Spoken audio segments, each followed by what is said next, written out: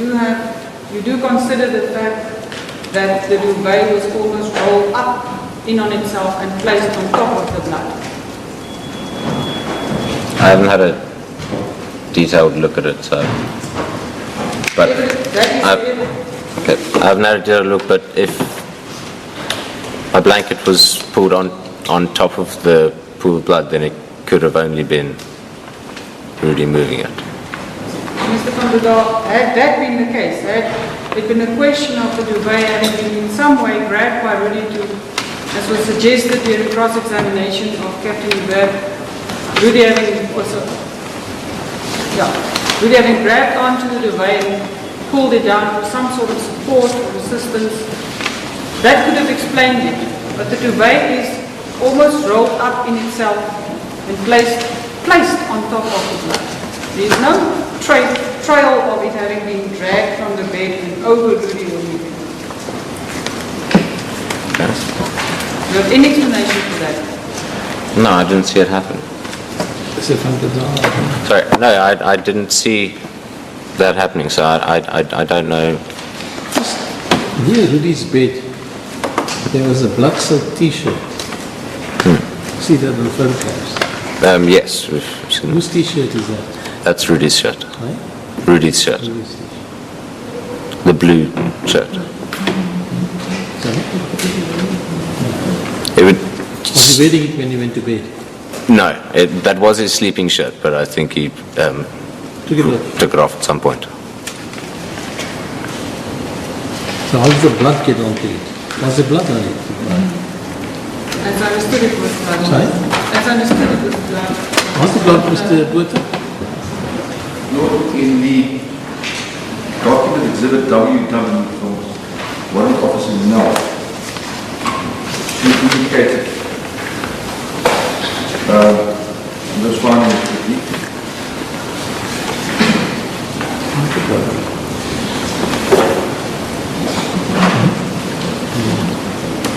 It's on page 32 or 33, and assuming this is the same T-shirt that she's referring to. Yeah, the blue one. She said T-shirt exhibit 127, possible blood detected, no. Ms. Galloway, that's probably correct. I recall Captain Hubert said no further analysis was done of the blue T-shirt because he regarded that it wouldn't have any evidential value. As was on the floor. That is how I recall Captain Hubert's evidence regarding the blue T-shirt.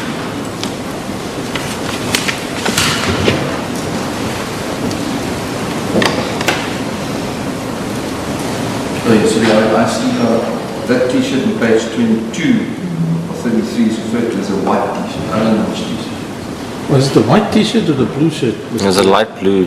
Light blue.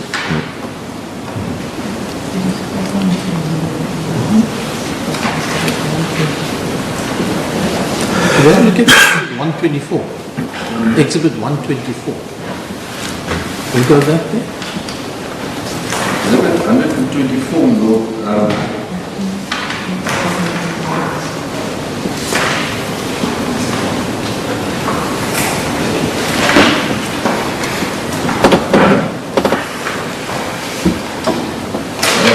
references made to it in paragraph 5.3, exhibit WW.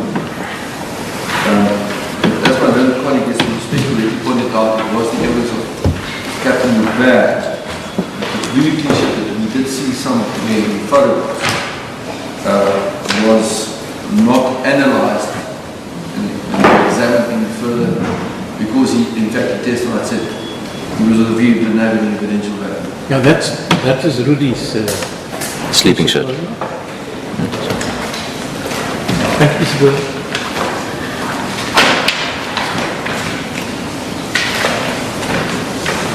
And we also find the evidence of, that's where it gets slightly tricky, in the evidence of Warrant Officer Hitchcock, exhibit VB6 on page 7 thereof. The blue T-shirt was actually marked as Exhibit 119 according to these notes, but we do know that the Exhibit 119 eventually was the socks. I'm afraid I can't take anything with that. Okay, it's marked incorrectly.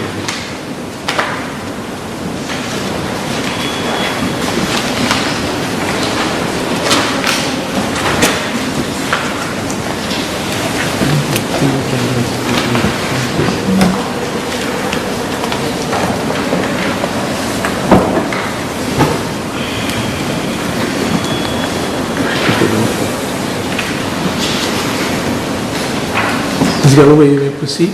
I will proceed now, thank you. Mr. van Breda, further latching on to bloody prints or bloody marks, when one has regard to Exhibit 1, the photographs of the axe on the scene, the bottom part of the handle appeared to be quite free of any blood or bloody fingerprints or handprints or any marks which would be indicative, one would suppose, of a struggle, possession of such a weapon. No, because when I grabbed the axe, my hands were clean, and as far as I could tell, his hands were as well. His hands were in gloves. So I don't know what you would have expected there.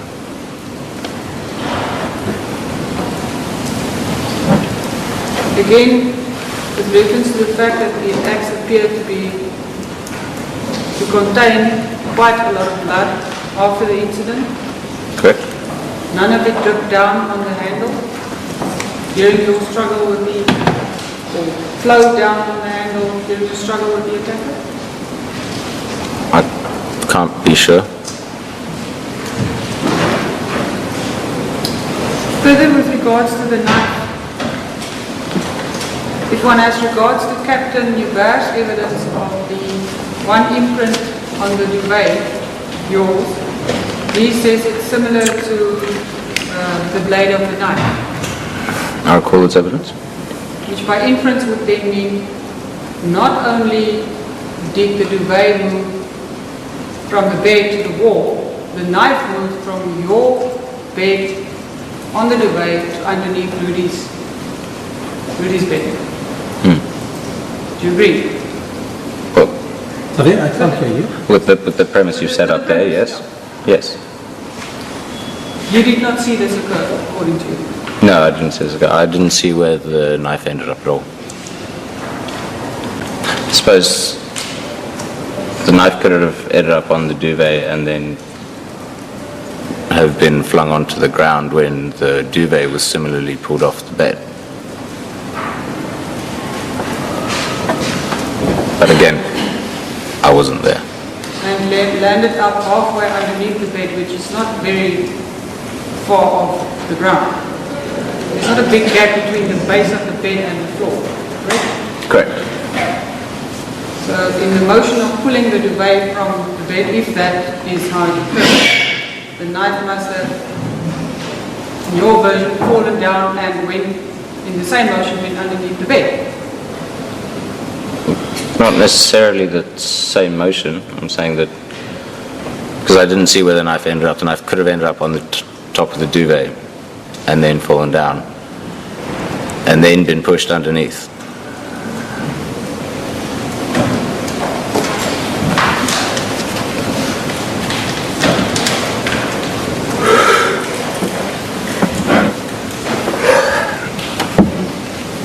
In your version, Mr. van Breda, you,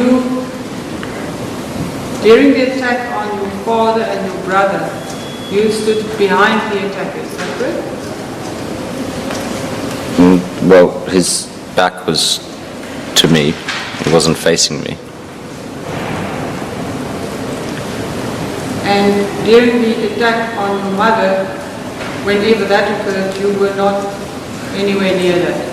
Correct. To the effect that you didn't even see it happen? No, hear it, yes. Now, if the attacker's back was towards you, Mr. van Breda, How does blood spatter from your father and your brother end up on the front of your shorts? Because I was facing them. You see, Mr. van Breda, he would have been in between you and the attack on your brother and your father. Not necessarily. How were you positioned? I must object. These issues were taken up with the expert, the blood-stain expert from the state, Captain Breda. I put it to him what my client said, what his word was, where he was in the room when the attack occurred. I expressly asked him, would that account for the blood spatter from the father and the brother being found short? And he said it's possible. Now my learned colleague is put it in, and I'm not sure what she premises this on, this kind of line of personation. And it calls with respect for pure speculation on the part of the witness, in light of the fact that we require the evidence of an expert to express an opinion on this. And my Lord, on the previous occasion when I objected on this basis to questions being posed to the witness which calls for speculation on the part of the witness, I was not in possession of the case law that I want to refer you to. But there's fairly recent, 2014 case law, S versus BM from the Supreme Court of Appeal, which emphatically says these kind of questions, and in that stage it was premised, the questioning was based on a question. Do you have a copy of the judgment? I don't have it with me at the moment, but I'll get a copy of it. But if I can just quickly develop my argument, I'm not going to hold you to the lordship too long. But look at the judgment to give a ruling. I will give your lordship a copy, if I can just finish this one point and make it clear. In that case, the questioning that was objected, which the Supreme Court found objectionable, was a line of cross-examination which asked of the accused why witnesses would come and say A, B, and C and lie to the court. But the principle remained the same. It was with reference to all the cases. I know cases to that effect. But that's old law. No, absolutely. But the principle is that questions that call for speculative answers on the part of the witness should not be allowed, irrespective of what those questions are, because it doesn't really assist your work. And it's on that basis that my learned colleague can argue this, obviously. But to ask this witness, who is a lay person, in light of the fact that on the state's own version, it called for the evidence, expert evidence of an opinion evidence of an expert to explain it, doesn't really take the matter further. My Lord, in answer to Mr. Breda's objection, firstly, the scenario that was put to Captain Hubert as to where the accused would have been during the attack eventually was a very broad statement. It was never put to Captain Hubert exactly where the accused would have alleged that he stood during the attack, which is now... I don't know where I exactly was. Sorry? I don't know exactly where I was. Or where the attacker stood, my Lord. The court has now had much more detail from the accused himself, who was a witness to the events. And with all due respect, I'm not asking the witness to speculate. He was there. He can answer these questions, my Lord. You're basically testing his credibility. I'm testing his credibility, my Lord. Yeah, that's good. Yeah, you may proceed. So, Mr. van Breda, your answer was that it's not necessarily so that... Oh, sorry. I asked you, how does the blood spatter of your father and your brother end up on your shorts? Had the attacker been between you and the attack on your father and your brother? Yes, I said he wasn't necessarily directly in between. He wasn't necessarily directly in between me and, I suppose, blood source. So although you say you were behind him, you weren't exactly right behind him. Yes. The person behind you is behind you, but I could still spray him with some water. I understand. And have you any explanation as to how the blood spatter of your mother ended up on the back of your sock? No, it's because it's not on the back of the sock, it's on the toe of the right sock. That's correct. How does the Put that blood correctly. spatter of your mother end up on the toe of your right sock, Mr. van Breda? I'm not entirely sure, but there was a pool of blood collecting at the bottom of the stairs. That I had to step around to get my cigarettes, so I presume at that moment. So although you'd been able to avoid stepping in blood pools the moment you went to fetch your cigarettes, that's when you did step into blood. I'm not saying I stepped into blood. It's just not what he said. He didn't step in blood. We know that as a fact. He never said he stepped in blood. Lord, if Mr. Breda maybe gives his client an opportunity to answer the question, he did answer the question. No, with respect, my learned colleague, it's inadmissible evidence. If a cross-examiner puts factually incorrect matters, in fact, it's not a cross-examiner. There was no blood underneath. Let's get this. Mr. van The Breda, suggestion is that you're not putting factually accurate statements. If you put it factually accurate, let's see what the witness says. Mr. van Breda, please explain to the court your version of how your mother's blood ended up on your sock. It could have dripped there from the pool of blood. I didn't step into the pool of blood. There was a dark patch near the bottom, on that carpet near the bottom of the stairs, and there was blood dripping into that. So I just want to make sure I understand you correctly, Mr. van Breda. Was it the blood dripping from above that dripped on your sock, or was it maybe when a blood drop dripped into that pool and then created subsequent spatter that spattered onto your sock?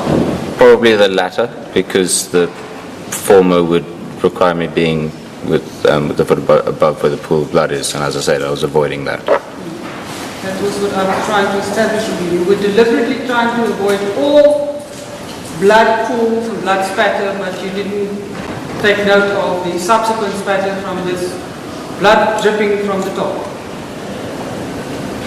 To repeat the question? Yeah. Your version? I also didn't follow the question. Let's go away.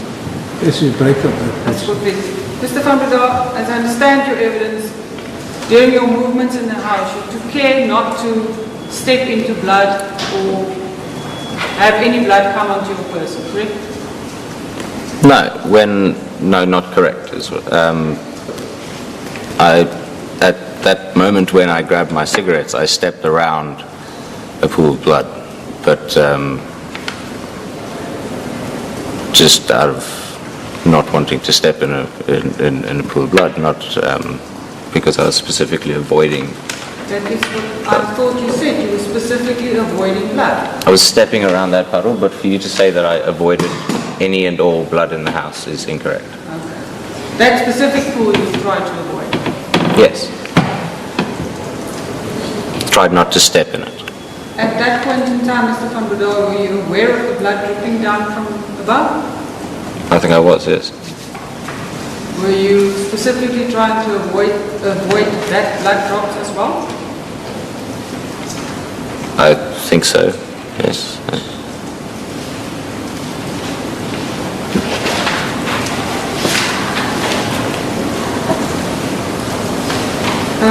Lord, I'm going to move over to another.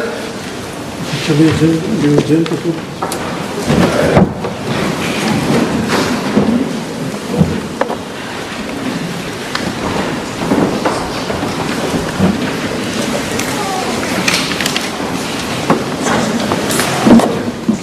All right, the session in